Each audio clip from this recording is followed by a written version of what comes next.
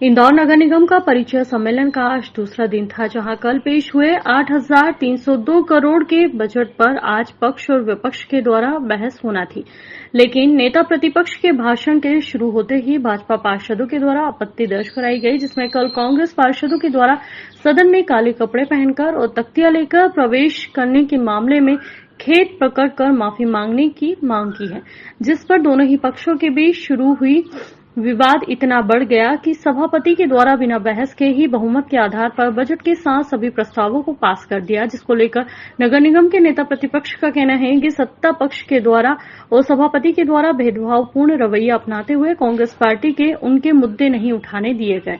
सुनियोजित तरीके से बिना बहस के बजट को पास कर दिया गया। वहीं पास हुए बजट को लेकर नगर निगम के सभापति का कहना है कि बजट पर बहस के लिए समय दिया गया था, लेकिन जो आचरण कल कांग्रेस पार्षदों के द्वारा किया गया, इस पर माफी की मांग करते हुए ये दोनों पक्षों के बीच बहस शुरू हुई और इसके कारण बहुमत के आधार पर बजट को पास करना ही पड़ा।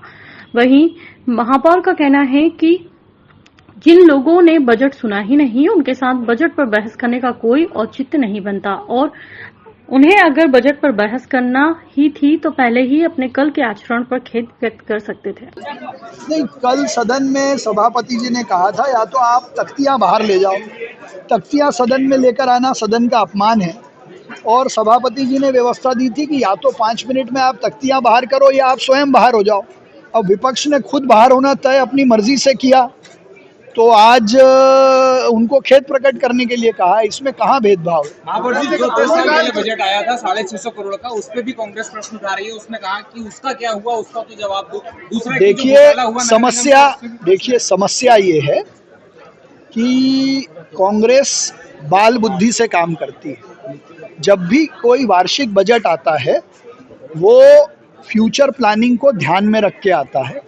इंदौर शहर देश का सबसे स्वच्छ शहर है, इसी बजट प्लानिंग से लगातार आ रहा है। तो कल जब हम इस विषय में बात करना चाह रहे थे तो हमको बाहर कर दिया, निष्कासित कर दिया सभापति जी ने। आज जब हम सार्थक चर्चा के लिए बजट पे पूरी तैयारी करके गए तो हमारे प्रश्नकाल में भी हमारे पार्षदों के प्रश्नकाल भी नहीं सुने भारतीय जनता पार्टी के लोगों ने। महापौर जी ने पूरे निर्देशित कर रखा था। जब मेरा नंबर आया भाषण देने का, ये बात रखने का, तब भी इन लोगों ने हमारी बात को बिल्कुल भी नहीं सुना। सारे लोग चिल्ला पुकार। मैंने सभापति जी को बोला कि कल जब हम नारेबाजी कर रहे थे या महापौर जी की बात नहीं सुन रहे थे तो आप लोगों ने हमको बाहर कर दिया। आज ये भाजपा के लोग कर रहे थे, इनको बाहर करो। लेकिन पूरा अन्यायपूर्ण निर्णय हुआ। सभापति जी ने पूरा अन्याय करा। इंदौर शहर की जनता देख रही है, इतने बड़े पद पे बैठे हुए हैं, लेकिन उन्होंने भारतीय जनता पार्टी के महापौर और नेताओं के दबाव में अन्यायपूर्ण निर्णय लिया। आज बजट पे पूरी सार्थक चर्चा होना थी, उसी चर्चा के लिए हम आए थे कि आने वाले समय में हम क्या क्या करेंगे। लेकिन हम भ्रष्टाचार हमारा सबसे प्रमुख मुद्दा है, उस पर आपको जवाब देना पड़ेगा। जलकर संपत्ति कर जो बढ़ाया है उसका हम पुरजोर ताकत से विरोध करते हैं और सदन से लेकर सड़क तक लगातार इसमें आंदोलन हम इंदौर शहर की जनता के साथ करते रहेंगे। और मैंने तो पूरा प्रयास किया और 2 बार बैठक स्थगित करके पुनः मौका दिया। बाकी सदस्यों में विपक्ष के कुछ गलतियां रही हैं कि जिसके कारण सारे सदस्यों में रोष रहा, जिसका उन्होंने तत्काल विरोध किया। उनका कहना था कि जब इन्होंने बजट सुना ही नहीं और बजट का बहिष्कार करके ये लोग सारे बाहर चले गए थे, तो फिर बजट में बहस के मुद्दे पर इस बात को लेकर रोष था और इसीलिए बजट बहुमत के आधार पर सारे सदस्यों की मांग अनुसार किया गया। इंदौर के विजयनगर थाने में धोखाधड़ी का मामला दर्ज हुआ है। एडिशनल डीसीपी राजेश दंडोतिया ने बताया कि 85 लाख की जमीन का सौदा फरियादी ने महिला और पुरुष को 32 लाख रुपए का बयाना भी सौदा करने के बाद दे दिया। सौदा हो जाने के बाद कुछ दिनों बाद सोनम को पता लगा कि जमीन का सौदा उसने किया है, वह जमीन किसी और को बेच दी गई है। धोखाधड़ी की जानकारी मिलते ही सोनम ने थाना पहुंचकर अपने साथ की गई धोखाधड़ी की शिकायत की और धोखाधड़ी का मुकदमा दर्ज करते हुए 2 आरोपियों के खिलाफ मामला दर्ज करवाया है। पुलिस ने धोखाधड़ी का मुकदमा दर्ज करने के बाद मामले में जांच शुरू की है। एक धोखाधड़ी का मामला पंजीबद्ध किया गया है जिसमें फरियादिया सोनम है। उसके द्वारा ये बताया गया कि उसने एक जमीन का सौदा किया था 85 लाख में श्रीमती शांतिबाई और मनीष कटियार के साथ, और सौदा किया 85 लाख में, जिसका 32 लाख उसके द्वारा एडवांस भी दे दिया गया था। लेकिन बाद में उसे पता चला कि वो जो जमीन थी वो कहीं उसके यहाँ बेचते हुए किसी दूसरे को उन्होंने बेच दी थी। तो इस पर से आरोपियों के खिलाफ IPC सेक्शन 420/406 के तहत केस रजिस्टर किया कर इन्वेस्टिगेशन किया गया।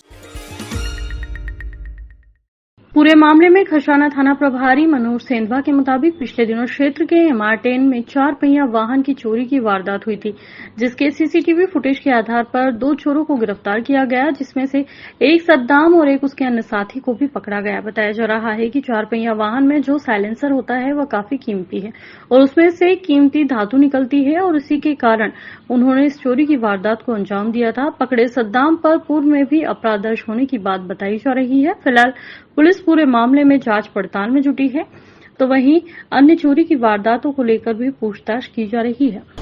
चेक की 1 दर्जन से अधिक और कुछ मुखबिर सूचना संकलन के लिए मुखबिरों को एक्टिव किया था, जिसके आधार पर एक सातिर वाहन चोर सद्दाम और एक सोहेल 2 लोगों को गिरफ्तार किया गया है और इनसे जो अपराध में प्रयुक्त जैन गाड़ी है वो भी विधिवत जब्त की गई है।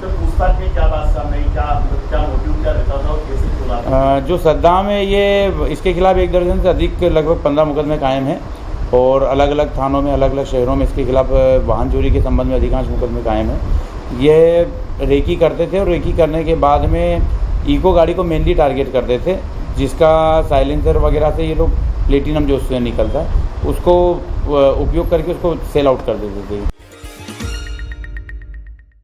पूरे मामले में जानकारी देते हुए DCP पंकज पांडे ने बताया कि निजी रोड में मणिरत्न के पीछे लाल बंगले के रहने वाले पलाश जैन के यहाँ 2 चोरों ने लूट की वारदात की थी। आरोपियों ने पलाश जैन पर हमला किया और आभूषण और नकदी लेकर फरार हो गए थे। इस मामले में TI जितेंद्र यादव ने थाने में टीम बनाने के साथ ही लगातार फुटेज खंगाले, जिसमें हुकुमचंद कॉलोनी में रहने वाले पवन और रवि को पकड़ा है, जिन्होंने वारदात को अंजाम देना कबूला है।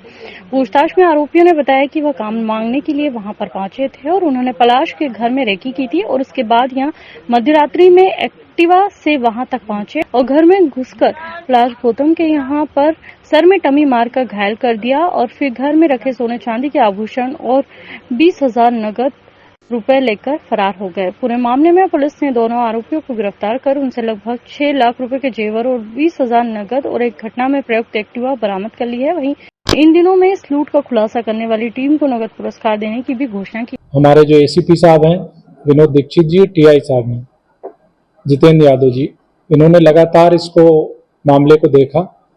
जो हमारी पुलिस की टीम है, जो सचिन त्रिपाठी हैं उप निरीक्षक और सत्यजीत चौहान है, बाकी और लोगों के भी सभी के नाम इसमें लिखे हुए हैं। तो इन लोगों ने लगातार मेहनत करके प्रयास किया, उसके आने जाने का मार्ग देखा। जो आरोपीगण हैं उनका हुलिया जो सामने आया, वाहन का जो उपयोग किया, शुरू से ये बात आ गई थी कि काले रंग की एक्टिवा का उपयोग हुआ है और अलग कपड़े पहने हुए हैं। उस आधार पर उन्होंने छानबीन की। लगातार 3 दिन तक बिना रुके हमारी टीमें जो हैं 3 से 4 टीमें इसमें लगातार ढूंढती रहीं। फिर 2 आरोपी उसमें आइडेंटिफाई हुए, जिनको कि पकड़ लिया गया, पवन ओझा और रवि साहू, दोनों आरोपी हैं। इनको गिरफ्तार कर लिया गया। इनसे जो चोरी गया था माल, सोने के जेवर, चांदी के जेवर लगभग 6 लाख रुपए के हैं, वो जब्त किए गए हैं और कुछ कैश भी गया था, उसका कुछ अंश भी बरामद हुआ है।